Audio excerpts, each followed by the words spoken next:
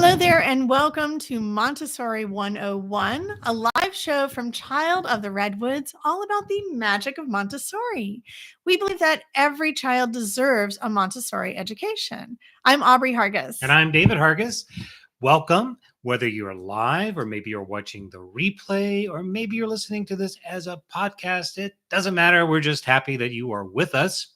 And if you'd like to know more about the work that we do, you can find us online at childoftheredwoods.com. Yes. All right. So today we put a little pause on our awesome lesson series to talk about spooky things last week. We did. And today we are resuming the awesome lesson series, which makes me super happy. We're going to talk about one of I want to say it's my favorite lesson every time we do this. That's true. I could, at this rate, it really diminishes the. It does. I know. But they really this one, I mean it. I love this one so much.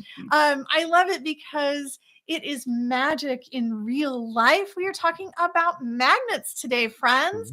And we, in fact, this is such a powerful Montessori experiment. And we'll show you how to do it the Montessori way, that we created a whole constellation theme all about the concept of magnetism. We did that. This was from, let's see, when did we do this one? Back in the summer. And now it's in our store if you're interested in that. It's got a bunch of fun activities, including a couple of the ones that we're going to show you today.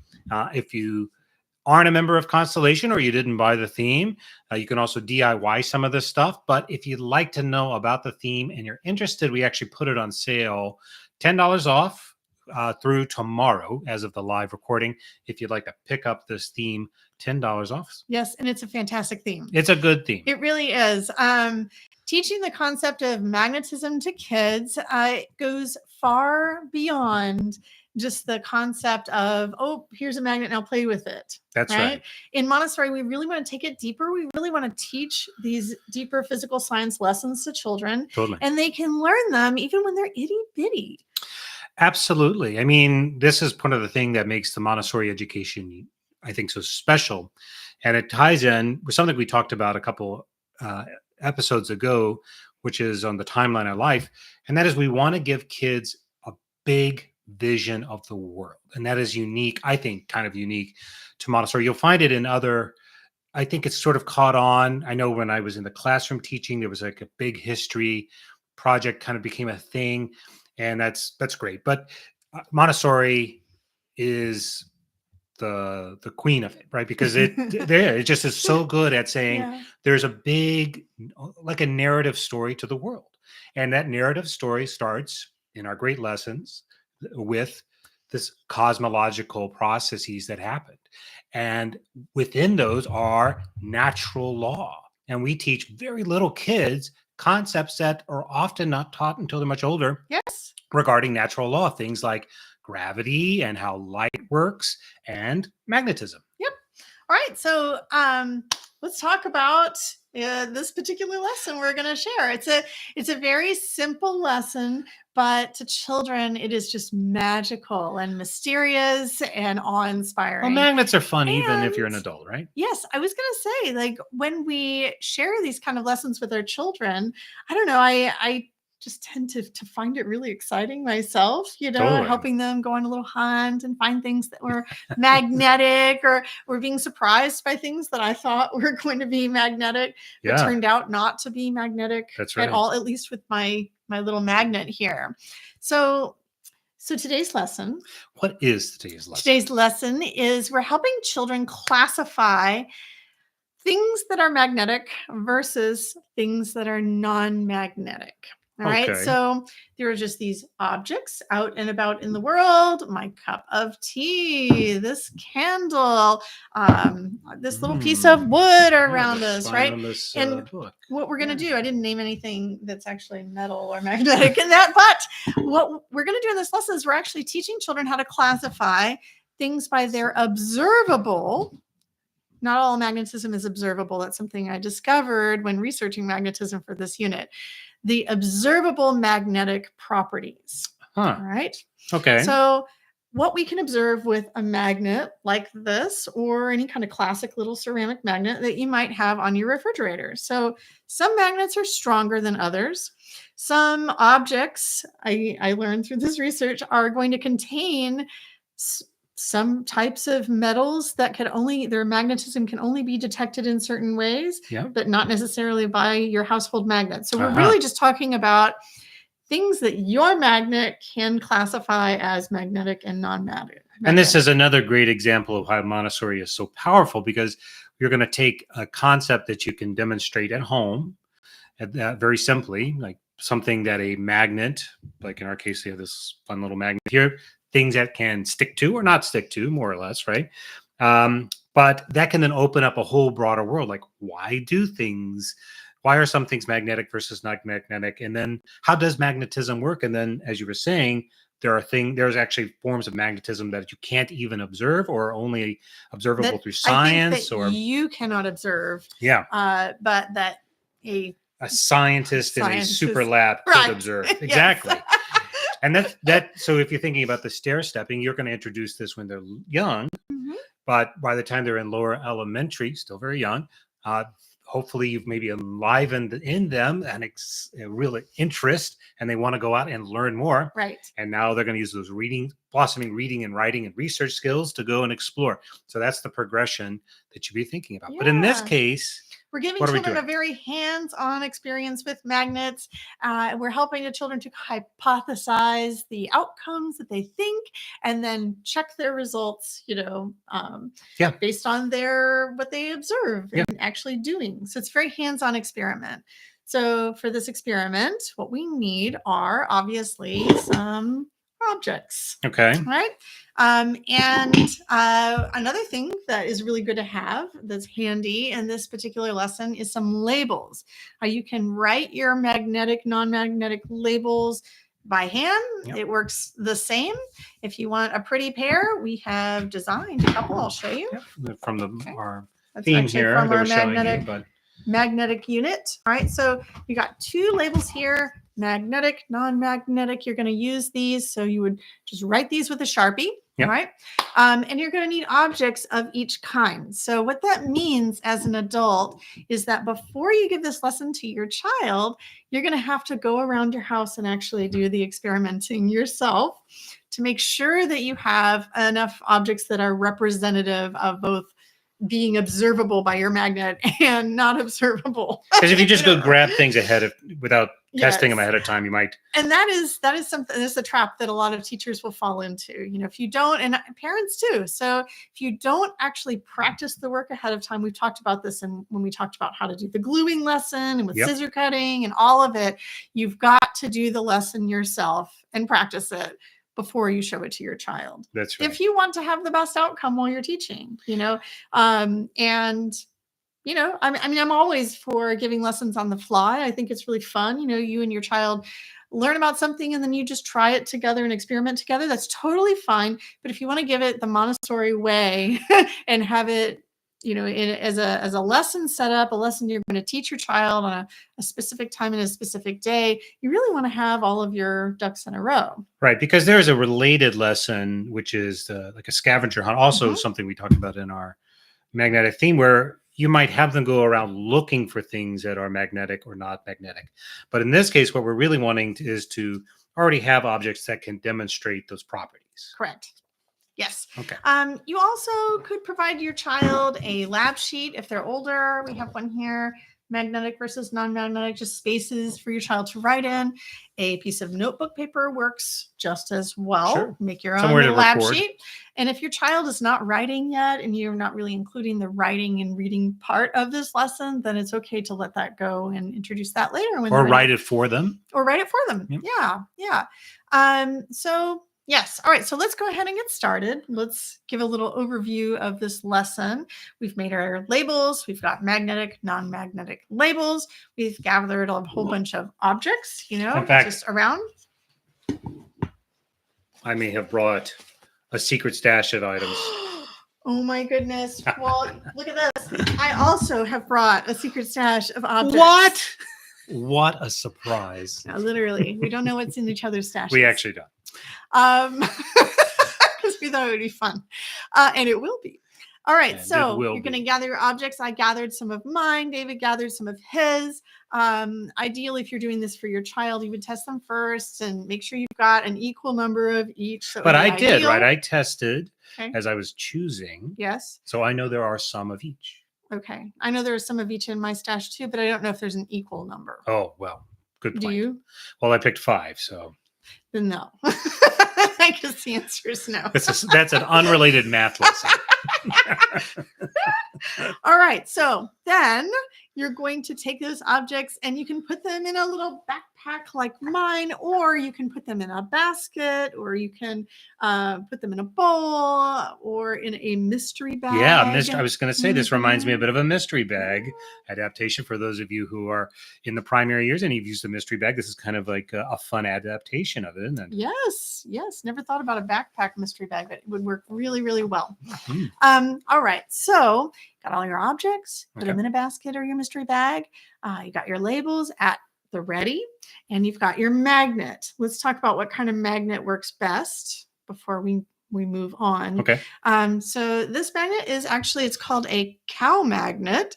For some very odd reason, a rancher might use it. Is it a cow, C-O-W? Cow? Yes, a moo. Yes, a moo cow. Moo cow. A cow magnet. I don't really want to think about what it would feel like for the cow to swallow this, but apparently that happens. Some, could happen. But they work really, really well for magnetic, non-magnetic lessons. It's a really nice, strong, powerful magnet, and it's also pretty big, so that you're not going to really lose it or anything. That's right. Yeah, it's a really nice one. The ceramic magnets that you also find at hardware stores or at your regular refrigerator aisle, you might find just that they're super cheap. They're called ceramic magnets. They're usually rectangular and kind of gray, and they chip easily. Those also work too. They work fine.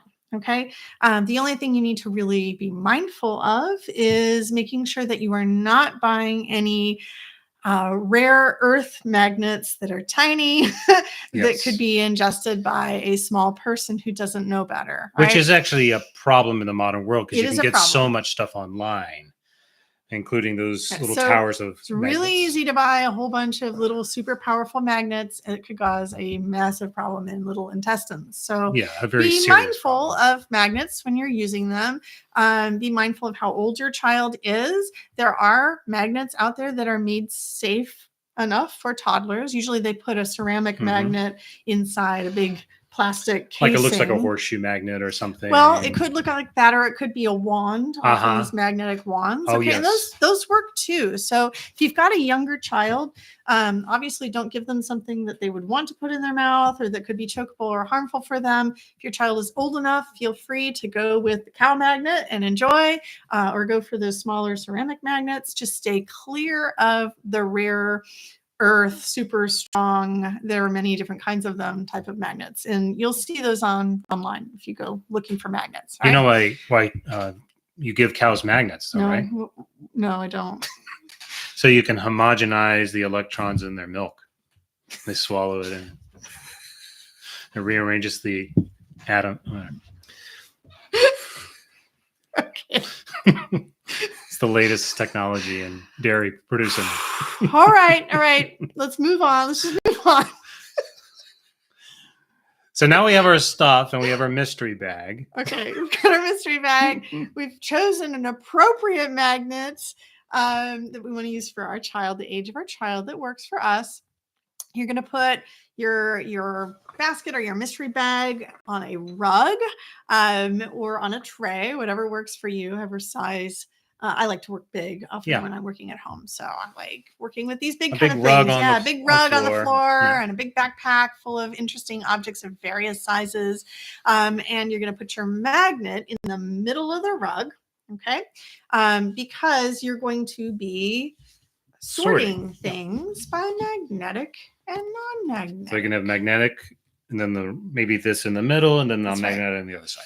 So we're going to introduce the magnet to our child, and we're going to be very scientifically descriptive, no matter how old they are, because Maria Montessori very firmly felt that we should introduce scientific vocabulary to children, and that no word is too big for any child. The little ones have brains that are so amazing, they can absorb the big words just as well as the little words. So we're going to tell them this is a magnet. We're going to say a magnet is an object that produces a magnetic field, and it attracts certain metals, right? And your child probably doesn't understand what a magnetic field is, or even what the word attracts is. Yep. Or maybe even the word metal, and that is okay. You're just introducing, like, this is what it is, and this is what it does, right? That's right. And then you're going to introduce a couple objects, one that is observably magnetic and one that is not. So here's one that's not. It's a piece of wood, and you'll bring your magnet close to it. Nothing magical is happening. So then you're going to show your child something that is magnetic. Are those scissors magnetic? Probably. Find out. Oh, yes, it is. Okay. So, and we would have determined that ahead of time, so we've been prepared. So then, yes, this is magnetic, and you'll just kind of stay here for a little bit with just two objects, letting your child explore magnetic, non-magnetic, magnetic, non-magnetic. And then you're going to start to sort the objects. And so you'll show your child the label for magnetic. Magnetic. A magnet attracts certain metals. It's attracted to this metal, not to the plastic, but to the metal. Yeah, right, so we'll put that in that these category. Scissors are made out of steel. Steel is magnetic. Yeah. And then we've got another label over here that is non-magnetic. And we are going to put this block under it. This block is made out of wood. Wood is not magnetic. Yeah. So we've set the stage. All right. Let's see what's in our mystery bags. Okay. Are you ready? Okay. Now this is magnetic or non-magnetic. And I see we had a couple comments while I'm getting my Andrea, bag ready. Hi, Janelle. Oh, Janelle said my favorite all time is the magnetic activity that is the cereal magnetic. Yes, you can use all kinds of cereal. She mentions rice infant cereal and a magnetic key. You can also do it with just regular cereal that has a really high magnetic content. Iron. A high iron content, yes. Magnetic content. And then Janelle also says if you use safety cabinets, locks, a lot of those are now magnetic. Ooh, that's a good tip, Janelle. Thank you. That's a very good And one. they come with magnetic keys. Excellent. And the keys are great to use with kids. So fun. Thank you so much for that tip. Are you ready for? All right, let's do it. Let's do it. Oh no, David. Did you choose a watch? I did choose Is that a watch. Well, I don't want to test it and ruin your watch. Well, you're not going to test it on this part. You're going to test it on the band. Okay. Is the band magnetic or non-magnetic? Now, depending on the age of the child, I guess, but I think it would be fun to hypothesize first. Of course. What do you think? You want to feel it? Here, don't touch it with that magnet. No cheating. Well, it's metal. It's hard. It feels like metal. Yeah. We know that metal. A lot of metal is magnetic. Yeah, we saw that it stuck to the scissors. Okay, so because it's metal, I'm thinking it's probably magnetic. Okay. But knowing you, I think you would have chosen a metal that wasn't magnetic. Oh, okay. And so I'm going with non-magnetic. And the winner is magnetic. Okay. So those are fun, right? It is a little tricky. Okay, let's see. What do I have here for you? I have No peeking. No peeking. No peeking. Seriously. Hang on. I have a teapot. Oh, okay. That is made of iron. Well, I know. It's made out of iron? I mean, yes, you're an adult, so you know what that means. But it means it's hard. I think it might be magnetic. I think you already know what iron means, but go ahead and test. Whoa, look at that. It's very strong. Super magnetic. It's very magnetic. Yeah. Yes. Wow. Yeah, I know. Fun. Okay, we're going to... Okay, and that goes on your side. That goes on my side. Okay, ready for another one? Let's see. Okay, this is a good one.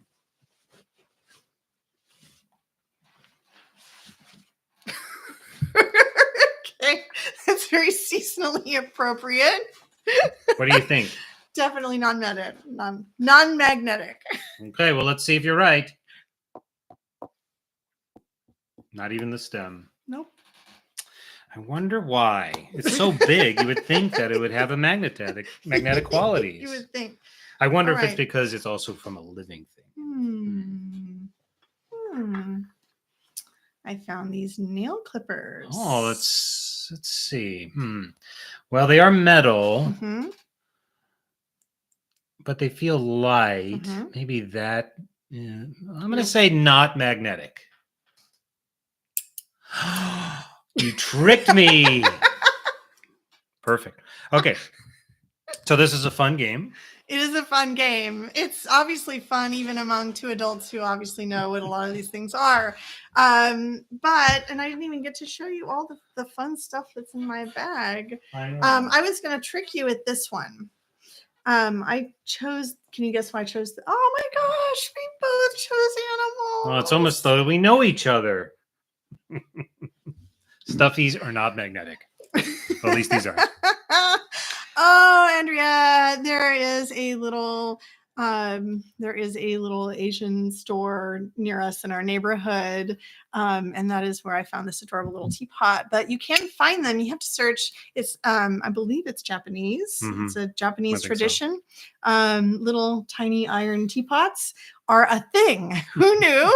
I discovered at this little store. And once I discovered, I just love this little thing. It only makes one little teeny tiny cup of tea. That's very cute, though. I wish it were just a little bit bigger, but it was a worthy investment. I think it's so cute. Most importantly, it is magnetic. It is magnetic. Okay, so you wanted to trick me with this one. I did. Do you think this is magnetic or non-magnetic? All of it, or just the metal plastic? The plastic? Both parts. Not for the plastic. Plastic's not magnetic. Yes. I think this is going to be aluminum and not magnetic. Oh, no! I'm not very good at this. It's steel. Okay, so the reason I chose this wasn't to get that really fun reaction out of you. It was because when you choose these kind of things, which side is it going to fall on, friends? What are you going to put it under? Yeah, because I mean, it's so 50-50, there are going to be right? stuff. There's going to be stuff like this in your house that you're going to have to classify as magnetic or non-magnetic. And so, what would you do with a child if this was an object that were inside the stash? First of all, I wouldn't choose this object for a first lesson. Right. It would be confusing. It would be confusing for a first lesson. But let's say your child has already played this game many times. What to do if this is in the bag? Well, I would probably ask the child what he or she wanted to do. And if they seemed confused, then maybe guide them. Maybe it could go in the middle with the plastic side on the non-magnetic half and the handle side on the magnetic half. Yep. That might be a way to do it. Or they might just set it right in the middle some other way. Or they may want to make another category that says both. Right. And all of those would be valid. Totally. And it would be fun to use that as a brainstorming with your child type of activity rather than you presenting it to them and then deciding for them. That's right. Because in a way, that's the kind of the point here, right? We're teaching them at a basic level that these objects that we've pre-selected here, I mean, actually, even these scissors would fall into that category because those handles are not going to be magnetic. We've already taught them the concept that some things are magnetic and some things are not. But most objects are complex and they have things that are magnetic and non-magnetic within them, or could. That's right. I'm thinking right now of my rings. Not one of them is magnetic. Same for me. Yeah. My rings are not. No, they're not. Yeah. Interesting. Okay, so I know another thing that surprised our members is that we know that nickel is a magnetic. That's right. Metal. Nickel is magnetic. The nickel that we call in the United States was not attracted to anyone's magnet, and it was just kind of confounding. Turns out there's not enough nickel in there. That's right. For it to actually be attracted to one of our magnets. That's right. So maybe you can scientifically prove that it's magnetic in a laboratory, but not with our observable Not within the confines magnet. of our home lab. That's right. So the other thing I wanted to share, I mean, there's so many fun lessons inside this. I guess before we go, I just wanted to kind of highlight a few things. First, that it really is just like amazingly fun to play with magnets. After our magnetic unit, I started just keeping these around, and our 13-year-old and I have been just randomly playing with them. It's so addictive sometimes, like when you get a little fidget toy. And so these are just jewelry loops, right? These are these are just little loops. They're called jump rings. Yeah, that you use to make jewelry with. And you can buy a whole set of these for, I don't know, like $5 or less on wherever you get your jump rings. Jump rings, yeah. Wherever you get your jump rings. And gosh, there's just so much fun, that you can have, like just arranging these sculptures. So that's just a little fun little magnetism trick, is to just have fun, find something that really appeals to you sensorially. All right, and have fun with it.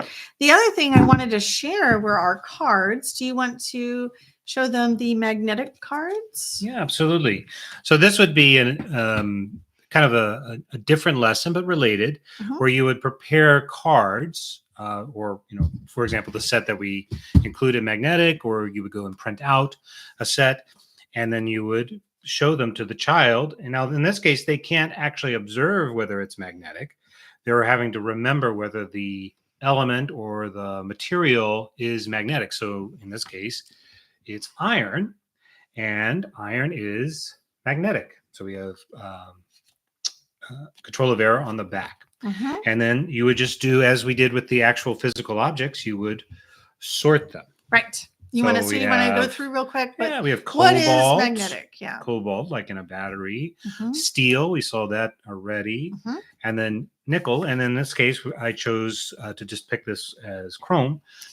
Because we used the nickel, the picture. We originally used a nickel, and then everybody, because no one everybody wants to see it, but to be magnetic. No, so we picked something else. And here are some things that are not magnetic, just for your adult knowledge. Copper is not magnetic.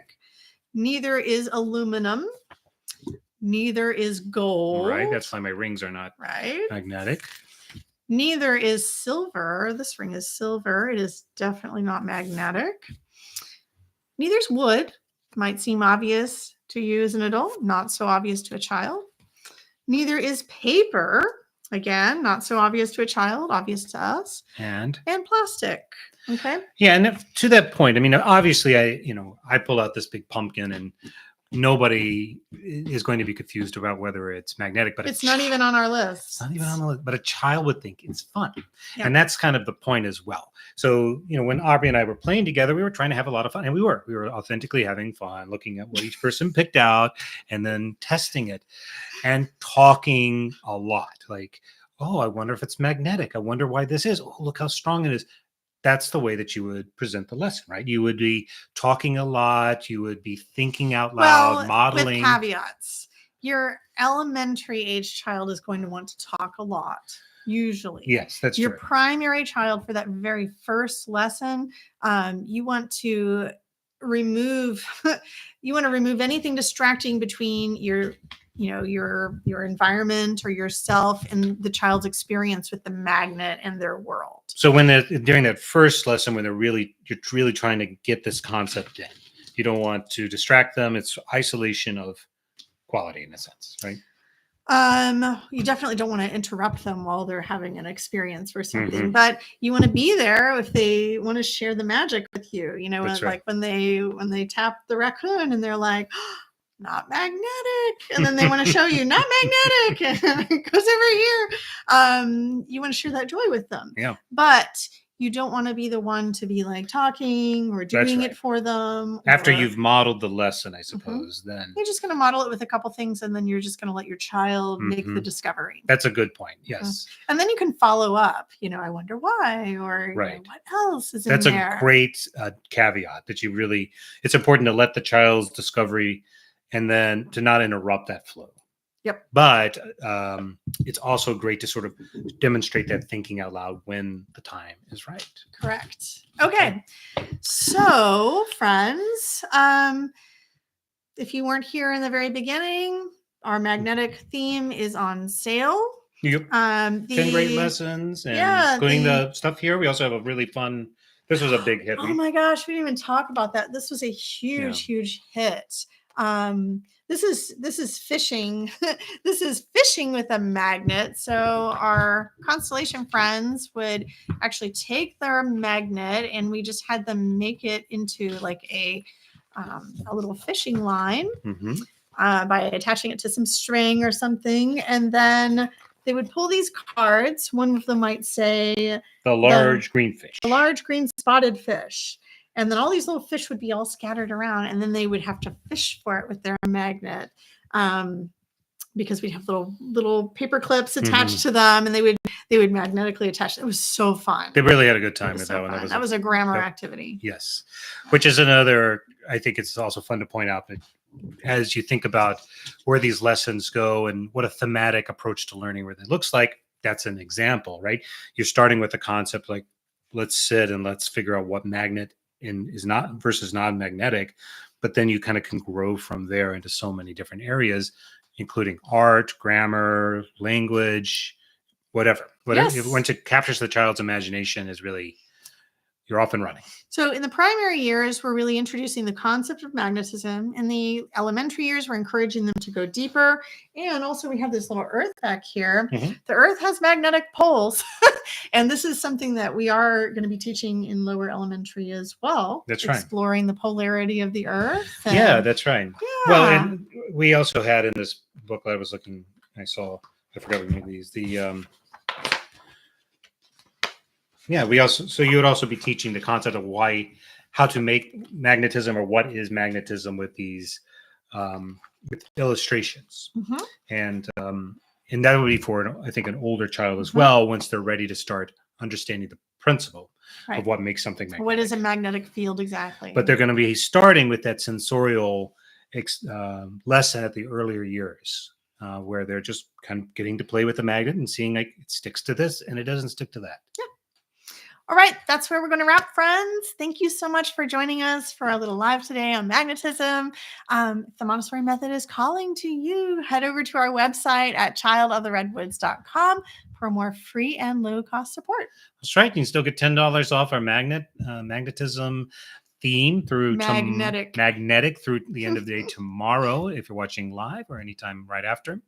And let us know if you have any questions. Leave a comment in here, or you can email us at hello@childoftheredwoods, or reach us through our chat feature on our website, or whatever. If you have any questions, those avenues. We will be back next week with another awesome lesson. We're going to be talking about sewing. That's right. Teaching your child to sew. All right. Take care, everyone. Okay. Bye.